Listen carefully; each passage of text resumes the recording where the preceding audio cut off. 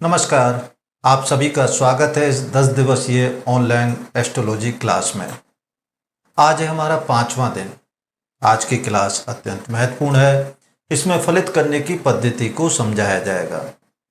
अभी तक हम जान चुके हैं कि ग्रह और भाव किन किन विषयों और किन किन क्षेत्रों का प्रतिनिधित्व करते हैं। अपने चारों ओर जो कुछ भी दिखाई देता है उन सब का कोई ना कोई भाव प्रतिनिधित्व करता है अथवा कोई ग्रह प्रतिनिधित्व कर रहा होता है। इस पर हमने विस्तार पूर्वक पिछली क्लास में चर्चा की थी। अब हम देखेंगे कि प्रश्नकर्ता द्वारा पूछे गए प्रश्न का उत्तर जन्म कुंडली के माध्यम से कैसे देते हैं। आज की क्लास का हर बिंदु महत्वपूर्ण है। इसमें पिछली 4 क्लासों की नॉलेज भी काम में ली जाएगी, इसलिए ध्यान से सुने और महत्वपूर्ण बिंदुओं को अपनी नोटबुक में नोट भी करते चले जाएं। तो अब स्टार्ट करते हैं। एस्ट्रोलॉजर के पास जब कोई व्यक्ति अपनी क्वेरी रखता है तो उसका पहला कार्य यह देखना होता है कि वह क्वेरी या प्रश्न किस भाव से संबंधित है। इसलिए फलित करने के लिए पहली सीढ़ी यही है कि यह निर्धारित करे कि प्रश्न से संबंधित भाव कौन सा है। मान लीजिए प्रश्नकर्ता कहता है कि मेरा विवाह कब होगा, तो स्पष्ट है कि प्रश्न सप्तम भाव से संबंधित होगा। इसी प्रकार यदि वे कहता है कि आय में वृद्धि कब होगी, तो प्रश्न एकादश भाव से संबंधित है। इसलिए सबसे पहले प्रश्न से संबंधित भाव को निर्धारित करना चाहिए। कई बार एक से अधिक भाव हो सकते हैं, परंतु प्रश्न से संबंधित मूल भाव एक ही होता है। उस मूल प्रतिनिधि भाव को पहचानें। भाव की पहचान भावों के कारकत्वों के आधार पर ही की जाती है। कारकत्व के आधार पर देखें कि प्रश्न मूलतः किस भाव से संबंधित है। यह फर्स्ट स्टेप हुआ। अब आते हैं सेकंड स्टेप पर। सेकंड स्टेप में यह देखें कि संबंधित भाव में कोई ग्रह स्थित है क्या। यदि शुभ ग्रह स्थित है तो वह भाव के शुभ फलों में वृद्धि करेगा, परंतु यदि पाप ग्रह है तो भाव के शुभ फलों में कमी करेगा। फिर यह देखें कि ग्रह नीच राशि का है या उच्च राशि का, स्वय राशि का है अथवा शत्रु राशि का, क्योंकि नीच राशिस्थ ग्रह भाव से संबंधित शुभ फलों में कमी करते हैं और उच्च राशिस्थ ग्रह शुभ फलों में वृद्धि कारक होते हैं। अब यह देखें कि भाव में स्थित ग्रह स्वयं किन किन भावों का स्वामी है। यदि स्वयं भावेश ही स्थित है यानी स्वय राशिस्थ है तो सामान्यतः शुभ फलदायक होता है। यदि वह शुभ भावेश है यानी शुभ भावों का स्वामी है तो शुभ फलों में वृद्धि कारक होगा, और यदि वह अशुभ भावेश है यानी त्रिकेश है तो शुभ फलों में कमी कारक होगा। यहां स्वयं भाव से भी अष्टम भाव और द्वादश भावों के स्वामियों को भी देखना चाहिए। उदाहरण के लिए विवाह से संबंधित प्रश्न है तो सप्तम भाव में ग्रहों की स्थिति देखी जाएगी। इसके अलावा सप्तम भाव में स्थित ग्रह किस भाव का स्वामी है यह भी देखा जाएगा। मान लीजिए मिथुन लग्न की जन्म पत्रिका में सप्तम भाव में धनु राशि है जिसमें शनि और चंद्रमा स्थित हैं। शनि पाप ग्रह भी है और वहीं वह अष्टम भाव का स्वामी भी है, इसलिए सप्तम भाव से संबंधित शुभ फलों में अधिक बाधक होगा। अब आते हैं चंद्रमा पर। चंद्रमा यद्यपि सौम्य ग्रह है परंतु मिथुन लग्न में वह द्वितीयेश है। द्वितीय भाव सप्तम का अष्टम भाव होता है। इस तरह द्वितीयेश सप्तम भाव के लिए अष्टम भाव के स्वामी के रूप में फल देगा। इस प्रकार शनि और चंद्रमा दोनों ही बाधक के रूप में हैं। भावस्थ ग्रह के संबंध में एक सिद्धांत यह भी है कि सामान्यतः भावकारक भाव की हानि करता है। इसलिए तृतीय भाव में मंगल भ्रातृ सुख में, चतुर्थ भाव में चंद्रमा मातृ सुख में, पंचम भाव में गुरु संतति सुख में, सप्तम भाव में शुक्र वैवाहिक सुख में और नवम भाव में सूर्य पितृ सुख में कमी करते हैं। भाव के संबंध में यह भी देखा जाता है कि वह पाप कर्तरी में है या शुभ कर्तरी में। अब प्रश्न है कि पाप कर्तरी क्या है। भाव से द्वितीय और द्वादश भाव में यदि पाप ग्रह स्थित हो तो यह ग्रह स्थिति पाप कर्तरी कहलाती है।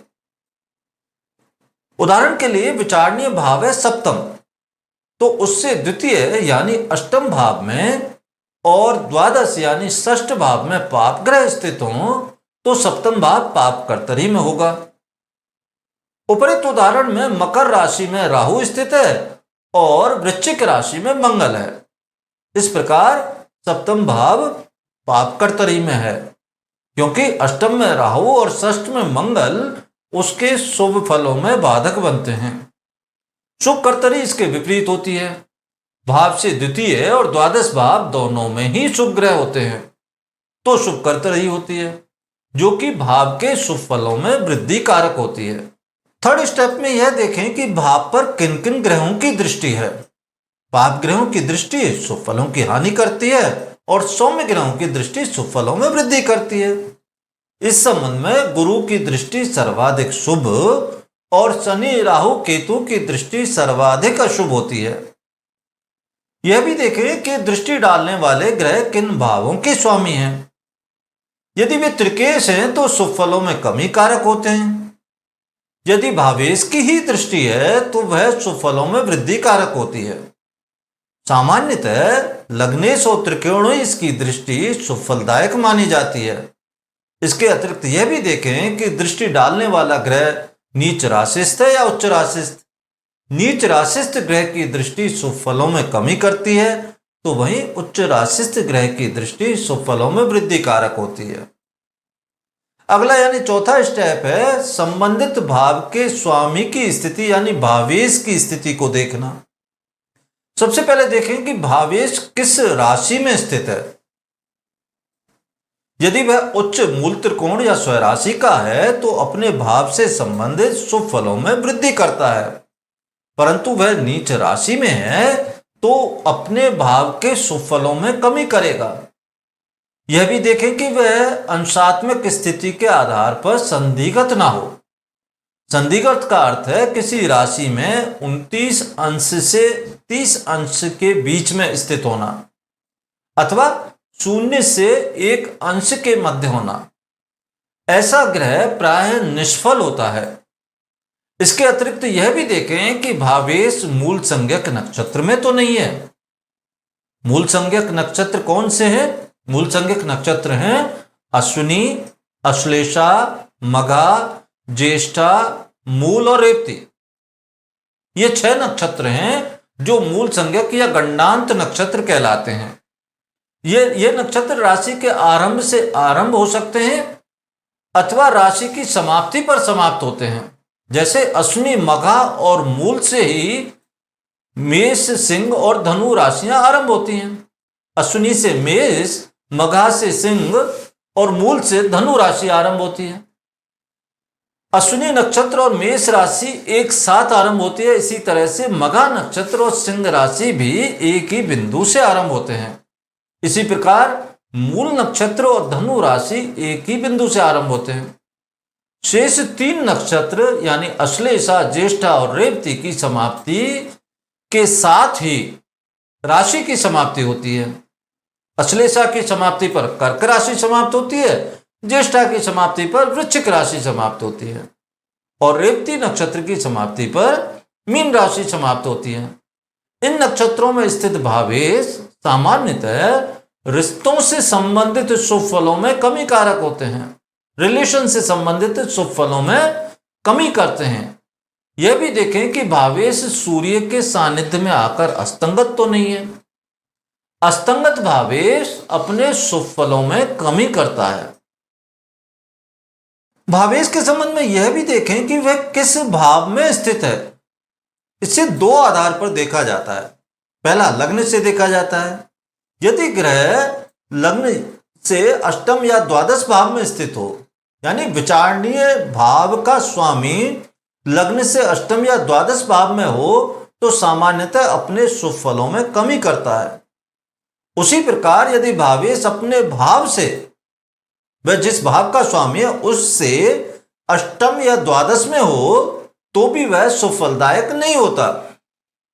उदाहरण के लिए मिथुन लग्न में सप्तमेश गुरु यदि षष्ठ भाव में स्थित है तो वह अपने भाव से द्वादश होने के कारण सप्तम भाव से संबंधित शुभ फलों में कमी करेगा। भावेश के संबंध में यह भी देखा जाता है कि वह किन ग्रहों के साथ संबंध बना रहा है, विशेष रूप से युति संबंध। यदि वह पाप ग्रहों के साथ युत हो तो अपने भाव से संबंधित शुभ फलों में कमी करेगा। शुभ ग्रहों के साथ सामान्यतः शुभ फलों में वृद्धि करता है। इसके अलावा भावेश के आधार पर भी देखें कि भावेश किन किन भावेशों से संबंध बना रहा है। यहां भी लग्न एवं स्वयं भाव से अष्टम और द्वादश भावों के स्वामियों के साथ संबंध सामान्यतः अशुभ फल होता है। पांचवें स्टेप में भाव कारक की स्थिति देखी जाती है। नैसर्गिक भाव कारक को भी भावेश की भांति भाव से संबंधित शुभ फल देने वाला माना जाता है।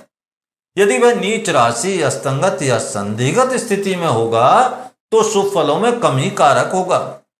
इसी प्रकार यदि वह गंडांत नक्षत्रों में होगा तो भी भाव से संबंधित शुभ फलों में कमी करता है। यदि भाव कारक लग्न या स्वयं भाव से अष्टम या द्वादश भाव में स्थित है तो भाव से संबंधित शुभ फलों की हानि होती है। यदि भाव कारक पाप ग्रहों से युक्त है तो भी भाव से संबंधित शुभ फलों में कमी करता है। भाव का नैसर्गिक कारक की अपने भाव पर दृष्टि शुभ मानी जाती है। इससे भाव से संबंधित शुभ फलों में वृद्धि होती है। भाव का नैसर्गिक कारक जितना बली होगा, यानी वह स्वयं उच्च या मूल त्रिकोण राशि में होगा और शुभ भावस्थ होगा तो उतना ही भाव से संबंधित शुभ फलों में वृद्धि कारक होता है। इस प्रकार फलित करने की विधि 5 स्टेप्स में पूरी होती है। एक बार और रिवाइज कर लेते हैं। फलित करने के लिए 5 स्टेप हैं। प्रश्न से संबंधित भाव का निर्धारण करें, यह पहला स्टेप है। दूसरे स्टेप में देखें कि भाव में स्थित ग्रह और भावेश कौन कौन से हैं, उन पर विचार करें। तीसरे स्टेप में यह देखें कि भाव को देख रहे ग्रह और भावेश कौन कौन से हैं, उनको देखा जाए। चौथे स्टेप में संबंधित भाव के स्वामी की स्थिति को देखा जाता है और अंतिम और 5वें स्टेप में भाव कारक की स्थिति को देखा जाता है। अब एक उदाहरण से इस विधि को समझने का प्रयास करते हैं। ये एक जातिका की जन्म पत्रिका है जिसका जन्म 16 अगस्त 1999 को प्रातः 3:33 बजे अहमदाबाद में हुआ।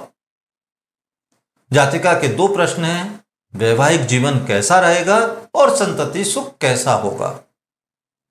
सबसे पहले वैवाहिक सुख पर बात करें। इसका प्रतिनिधि भाव होगा सप्तम। मिथुन लग्न की जन्म पत्रिका में सप्तम भाव में धनु राशि है। द्वितीय स्टेप के अनुसार देखें कि सप्तम भाव में कोई ग्रह स्थित है। सप्तम भाव में कोई भी ग्रह नहीं है। अब तीसरे स्टेप पर चलेंगे। सप्तम भाव पर किसी ग्रह की दृष्टि है। सप्तम भाव पर गुरु की 9वीं दृष्टि है। गुरु एकादश भाव से सप्तम भाव को देख रहा है। गुरु स्वयं भावेश भी है, इसलिए सौम्य ग्रह और भावेश गुरु की दृष्टि शुभ फलदायक है। हालांकि गुरु यहां नीच राशिस्थ शनि के साथ युक्त है, इसलिए गुरु की शुभता यहां प्रभावित भी हो रही है। फिर भी भावेश की दृष्टि यहां सप्तम भाव से संबंधित शुभ फलों में वृद्धि कारक है। अब चौथा स्टेप जिसमें भाव स्वामी की स्थिति देखी जाती है। सप्तम भाव का स्वामी है गुरु, जो एकादश भाव में मित्र राशि में है, परंतु वह मूल संज्ञक नक्षत्र अश्विनी में है और नीच राशिस्थ ग्रह शनि से युक्त भी है। अपने भाव से वह पंचम है, इसलिए अनुकूल भी है। इस प्रकार गुरु की यह स्थिति भावानुसार तो अनुकूल है, परंतु मूल संज्ञक नक्षत्र अश्विनी में स्थिति और नीच राशिस्थ शनि से युक्त होना वैवाहिक सुख की दृष्टि से शुभ नहीं कहा जा सकता। वैवाहिक सुख के संबंध में सिद्धांत है कि यदि भावेश, भाव कारक, लग्नेश, लग्न और चंद्रमा इनमें से 3 या अधिक मूल संज्ञक नक्षत्र में हो तो वैवाहिक सुख प्राय कम मिलता है। 5वां स्टेप है भाव कारक की स्थिति। जातिका महिला है, इसलिए पति के सुख का कारक ग्रह गुरु है, जो कि स्वयं भावेश भी है। इसकी स्थिति की चर्चा भावेश के संदर्भ में कर ही चुके हैं। हालांकि वैवाहिक सुख को देखने से संबंधित और भी नियम है परंतु यहाँ केवल फलित करने की विधि को स्टेप बाय स्टेप समझने की दृष्टि से यहीं तक इसे देख रहे हैं। अगली क्लास में जब वैवाहिक सुख के विभिन्न पहलुओं पर चर्चा करेंगे तब विशेष नियमों की भी बात करेंगे। इस जातिका का दूसरा प्रश्न है संतति सुख के संबंध में। वही मेथड, सबसे पहले भाव का निर्धारण। क्वेरी है संतति सुख की और संतति सुख का भाव है पंचम, इसलिए प्रश्न का प्रतिनिधि भाव है पंचम।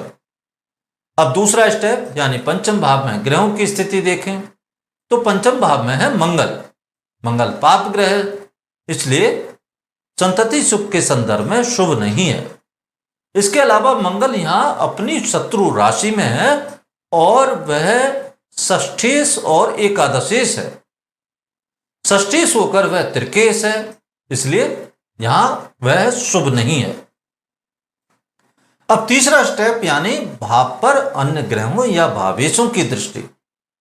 तो पंचम भाव पर गुरु और शनि की सप्तम दृष्टि आ रही है, दोनों एकादश भाव में है।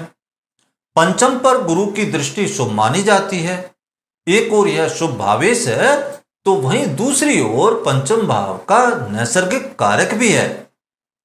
भाव कारक की दृष्टि शुभ मानी जाती है।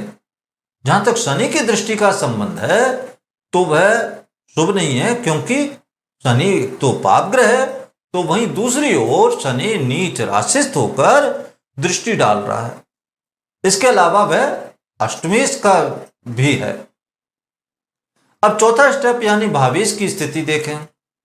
पंचमेश है शुक्र, जो कि तृतीय भाव में शत्रु राशि में है।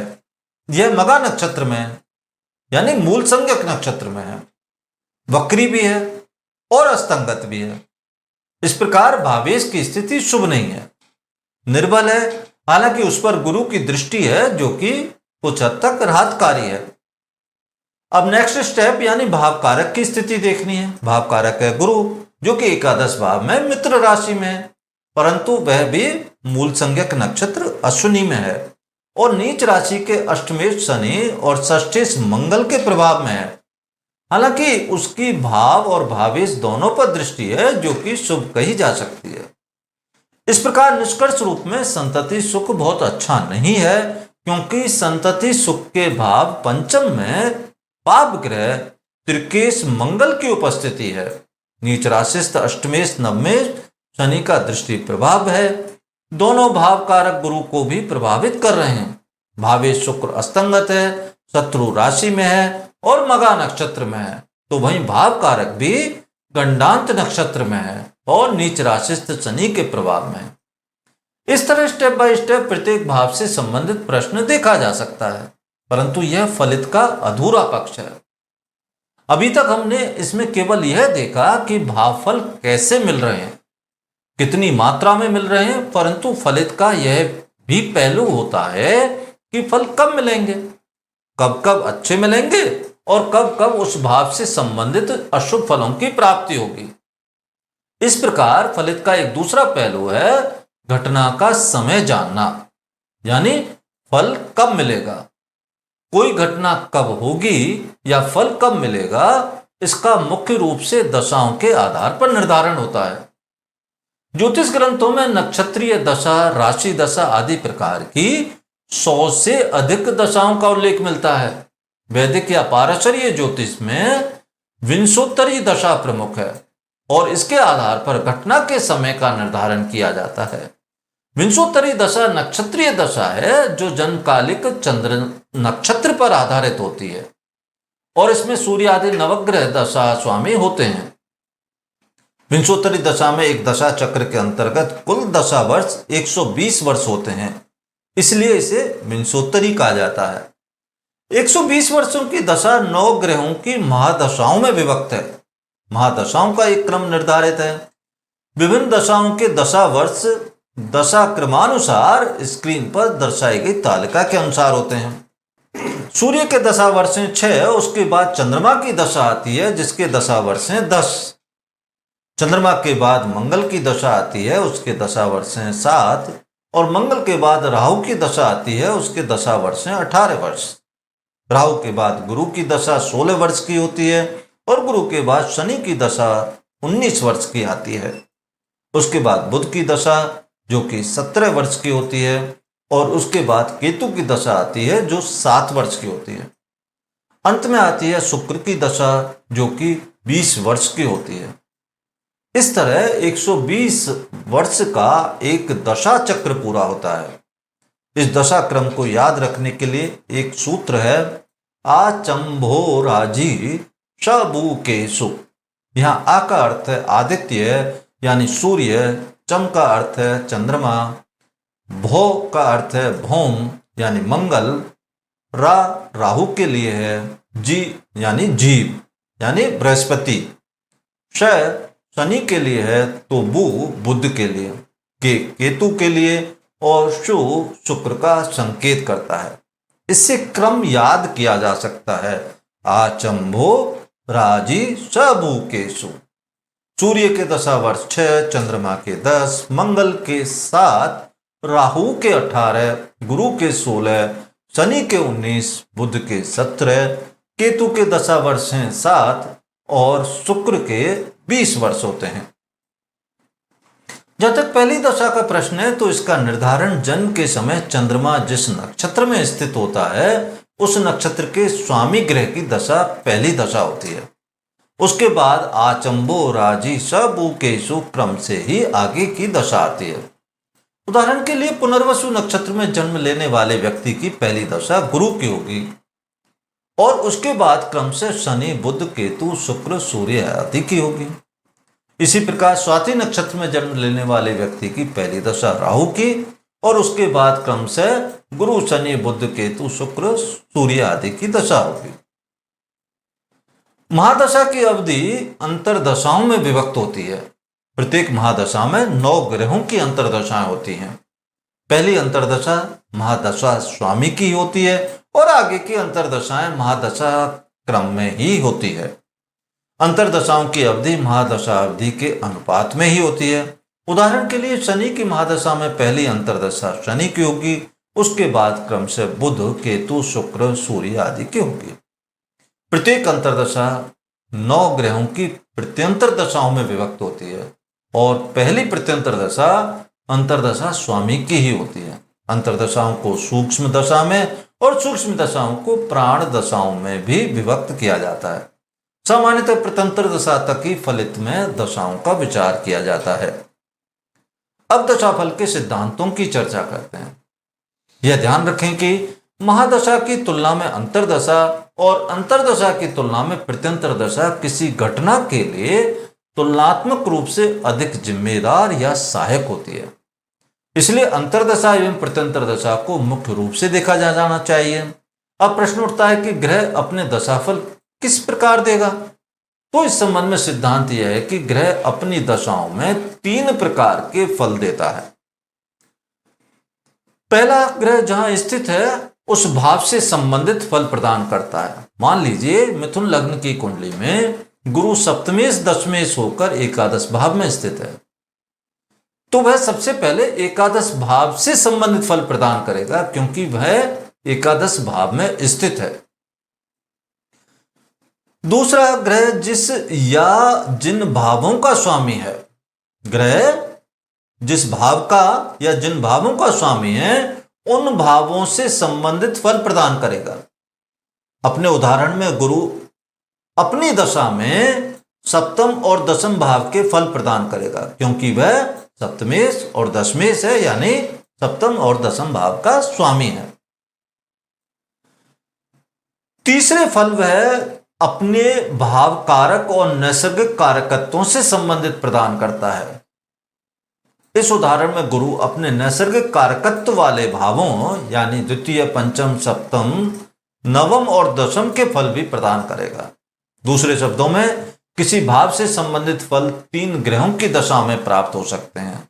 अगर भावों की दृष्टि से देखें तो ग्रह 3 ग्रहों की दशा में प्राप्त हो सकते हैं। पहला, भाव में स्थित ग्रह की दशा में, दूसरा भाव के स्वामी की दशा में और तीसरा भाव कारक की दशा में।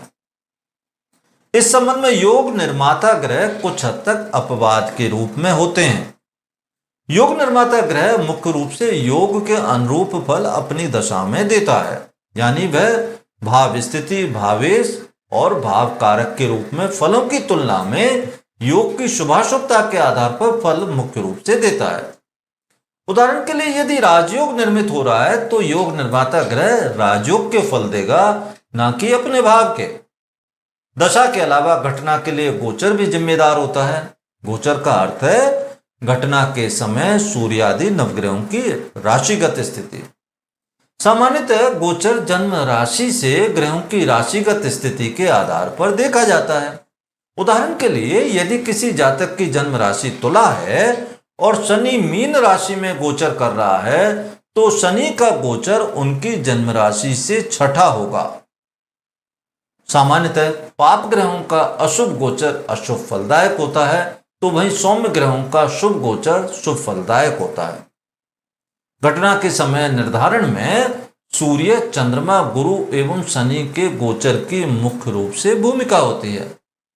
सूर्य एक राशि में लगभग 1 महीने रहता है और वह जन्म राशि से उपचय भावों में शुभ होता है। उपचय भाव यानी 3, 6, 10 और 11वां भाव। 3, 6, 10 और 11वां भाव।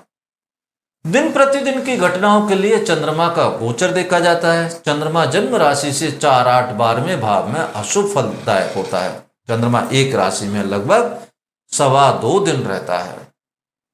जन्म राशि से गुरु द्वितीय, पंचम, सप्तम, नवम एवं एकादश भाव में शुभ फलदायक होता है। द्वितीय, पंचम, सप्तम, नवम और एकादश। गुरु एक राशि में लगभग 13 महीने रहता है। जहां तक शनि का प्रश्न है तो गोचर में शनि एक राशि में 2.5 वर्ष तक रहता है। वह जन्म राशि से 3, 6, 11वें भाव में अनुकूल फल प्रदत्त होता है, यानी त्रिषणाय भाव, तृतीय, षष्ठ और एकादश भाव में अनुकूल फल देता है। जन्म राशि से पहले की राशि, जन्म राशि और उसके बाद की राशि, इन लगातार 3 राशियों में वह अधिक अशुभ फलप्रद होता है। इस 7.5 वर्ष की अवधि को ही शनि की 7.5 कहते हैं, यानी जन्म राशि से पहले की राशि, जन्म राशि और जन्म राशि से अगली राशि, इन राशियों में गोचर करता हुआ शनि की 7.5 का गोचर कहलाता है। उदाहरण के लिए जन्म राशि मीन है तो जातक के लिए शनि की कुंभ, मीन और मेष राशि में गोचर की अवधि 7.5 संज्ञक होगी।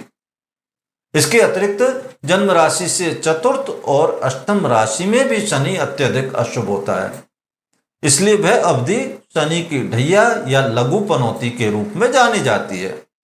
मीन राशि में गोचररत शनि धनु के लिए चौथा शनि और सिंह के लिए 8वां शनि रहेगा। इसलिए धनु और सिंह राशि वालों के लिए शनि का मीन राशि में गोचर लघु पनौती संज्ञक रहेगा या ढैया संज्ञक रहेगा। विवाह के समय निर्धारण में गुरु का गोचर प्रभावी होता है। गुरु जन्म राशि से लग्न द्वितीय, पंचम, सप्तम, नवम या एकादश भाव में गोचर करता है तो विवाह में सहायक होता है। यदि उस समय विवाह से संबंधित दशा भी चल रही हो तो विवाह होने की संभावना होती है। अब पूर्वोक्त उदाहरण पर आते हैं। जातिका का प्रश्न है, विवाह कब होगा? जातिका का जन्म 16 अगस्त 1999 को प्रातः 3:33 बजे अहमदाबाद में हुआ। हमने देखा कि सप्तम भाव में कोई ग्रह नहीं है। सप्तमेश गुरु एकादश भाव में स्थित है। गुरु सप्तम भाव और पति का कारक भी है। क्योंकि सप्तम भाव में कोई ग्रह नहीं है इसलिए विवाह कारक दशा मुख्य रूप से गुरु की ही रही, जो कि भावेश भी है और भाव कारक भी है। गुरु महादशा में गुरु की अंतर्दशा जुलाई 2024 से सितंबर 2026 तक रहेगी। इस अवधि में गुरु गोचर में वृषभ, मिथुन और कर्क राशि में रहेगा। जातिका की जन्मपत्र राशि कन्या से कर्क राशिस्थ गोचर 11वां रहेगा। इस अवधि में विवाह होने की सर्वाधिक संभावना बनेगी। इसके अलावा वृषभ का गुरु भी जन्म राशि से नवम होने के कारण विवाह में सहायक रहेगा, तो वृषभ राशिस्थ गोचर अवधि भी जातिका के विवाह के लिए अनुकूल रहेगी। इस प्रकार जुलाई 2024 से मई 2025 तक की अवधि विवाह में सहायक है। पुनः विवाह के योग अक्टूबर नवंबर 2025 और जून से सितंबर 2026 की अवधि में बनेंगे, जब गुरु का गोचर कर्क राशि में रहेगा। विवाह के समय को प्रत्यंतर दशाओं के आधार पर और भी सूक्ष्म किया जा सकता है, जिसे अगली क्लास में समझने का प्रयास करेंगे। आज बस इतना ही। आज की क्लास में फलित कथन कैसे करते हैं उसकी विधि को उदाहरणों के माध्यम से समझने का प्रयास किया गया। अगली क्लासों में भी हम जीवन के विभिन्न पहलुओं के संबंध में फलित कैसे करते हैं उसके बारे में जानेंगे। आज की क्लास में कई ज्योतिषीय सिद्धांतों का परिचय कराया गया है, इसलिए इसकी रिकॉर्डिंग को 2-3 बार देखना चाहिए। फल कब प्राप्त होते हैं उसके संबंध में दशा और गोचर को सार रूप में आपके समक्ष प्रस्तुत किया है। उसको समझने के लिए भी इसे 1 से अधिक बार देखा जाना चाहिए। हर बार की तरह आज भी टेस्ट पेपर है, उसे सॉल्व करें। टेस्ट पेपर का लिंक डिस्क्रिप्शन और कमेंट सेक्शन में दिया गया है। पहले के टेस्ट पेपरों और वीडियो का लिंक भी साथ ही दिया गया। अब कल मिलते हैं। कल की क्लास ज्योतिष के माध्यम से विवाह और वैवाहिक सुख के आकलन के संबंध में है। जरूर ज्वाइन कीजिएगा। धन्यवाद।